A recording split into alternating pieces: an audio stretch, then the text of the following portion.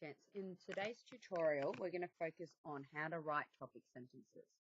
So topic sentences, we all know the aim of a topic sentence is it's the first sentence of your body paragraph.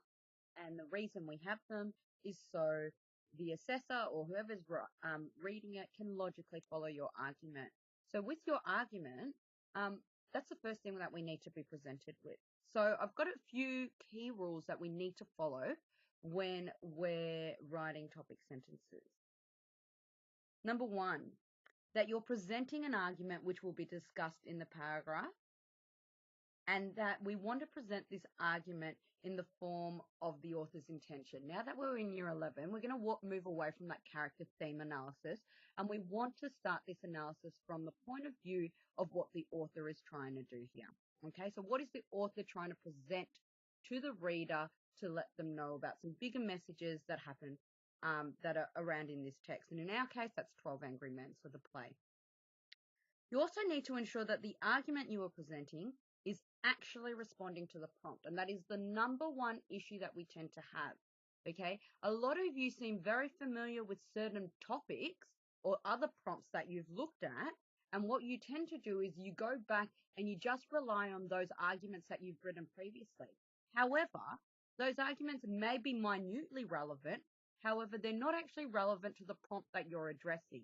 So you must ensure that the argument you're presenting is actually relevant to the prompt that you're responding to. And the final one is that the synonyms from the prompt are used or mentioned in your topic sentence. Now, this doesn't have to happen every single time, except if you want to make sure that you're actually responding to the prompt, chances are you need to be using language from the prompt to actually respond to the prompt. Therefore, in your topic sentence, if you're relating straight back to an argument, you need to be using that language from the prompt. So what we need to do is, I've set up a little activity for you. I want you to assess the topic sentences below, and I've got the prompts highlighted in yellow for you. And what you need to do is correct and rewrite the topic sentence if it's incorrect to meet the requirements of what a topic sentence needs to do. So our prompt that we're looking at for the first three topic sentences is the following. In 12 Angry Men, Rose highlights the flaws of a criminal justice system which relies on the judgment of 12 individuals discussed.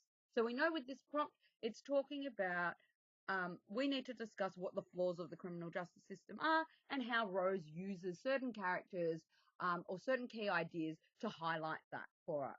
Okay, so I'm going to give you an example. This is one of the topic sentences I came across.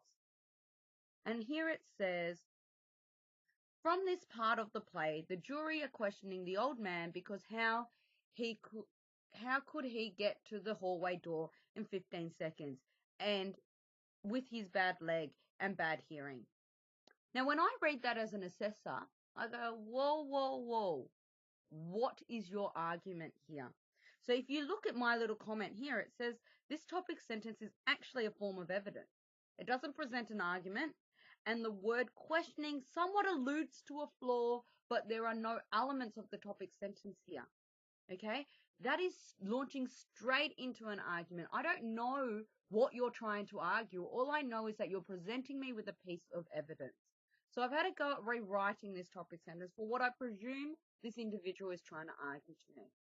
And you have to remember, I've started it with Rose because I'm talking about what the author is trying to do. And here it says, Rose highlights, so that means he makes it clear to us as the audience, that unless a jury takes the time to question the evidence put forth, that a poor legal counsel and evidence can easily pervert the cause of justice. Now you'll notice I've got three statements highlighted in green. And the reason I have those statements highlighted in green is because they go back to these rules that I have about a topic sentence.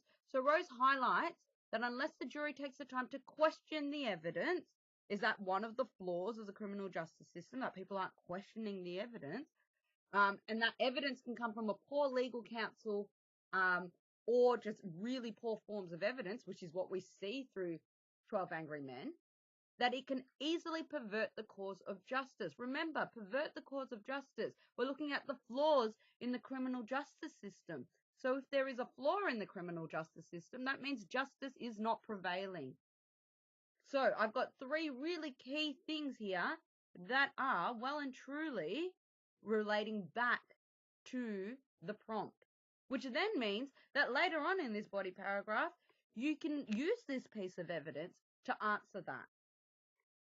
So let's have a look at the samples that we have here. Rose indicates that due to past experiences, some jurors show bias when dealing with the trial. That's definitely true, that past experiences do cause bias when they're dealing with the trial. What we haven't done is link this back. So how does that then lead to justice not prevailing? That's all that needs to be added in there. Another fault in the criminal justice system, which Rose expresses, is bias. It's not really addressing the prompt. Why is this a flaw?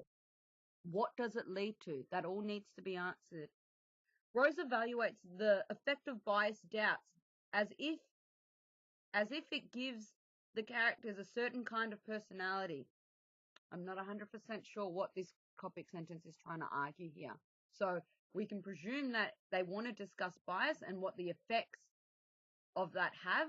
Maybe they also want to address the fact that the characters aren't given names, and that allows us to focus on the bias. You need to turn that into a very clear argument. Now, if we look at the second prompt, we're looking here at group dynamics and behavior must be acknowledged and challenged before a jury can do its real work. Discuss. When we look at this prompt, we're looking at this idea that before we can actually even seek justice, that we need to address and break down that these little dynamics and behaviors that are happening within the jury room, one, need to be acknowledged as not actually correct behavior in the jury room, and they need to be challenged and changed before we can even seek justice. Okay, so if somebody has a pre-existing bias, we can't just naturally make them change their idea of whether the defendant is guilty or innocent, because we need to break down what their bias is and make them aware that that is what's leading their decision. So here, I've got the topic sentence. The 10th juror shows us his true colors in the case by sticking to his decision right until the end. The only way that made him change his mind was when the jury room ganged up on him. I have no address here of what Rose, the author, is trying to tell us. It goes straight into evidence once again. So how do we find what the argument actually is and what Rose is trying to establish here? Number 2, several of the jurors have identified the kid as guilty because of his background and because of the third juror. Once again, we're not addressing this prompt at all. What does this have to do with the behaviors and the group dynamic, and that being acknowledged and challenged before the jury can do its real work? And the third one, throughout the play, behavior is acknowledged and analyzed by the 8th juror. Okay, maybe this was going towards the right track, but maybe we need to start with Rose uses the 8th juror to examine the behaviors and acknowledge them to then allow the jury to do its real work. You need to reformat that. And our very last one, which I'm pretty sure is made up of multiple sentences here. It is evident throughout Rose's script that all jurors behave in different ways and that all their opinions need to be heard and respected, but it is quite clear that Juror 3 takes his opinion and the case to heart and brings in his own personal experiences and has some sort of revenge on his son and wants to take it out on the young defendant. Now, it's very clear to me as an assessor that this individual wants to talk about bias, and they could probably axe out half of this discussion by using the term bias and how that affects it. So you probably don't need it is evident throughout Rose's script. You could probably start with Rose's script makes it evident that all jurors behave in different ways, and then talk about this notion of bias and get rid of half the example that's already sitting in the topic sentence. Can I get you to go back and reform these topic sentences now?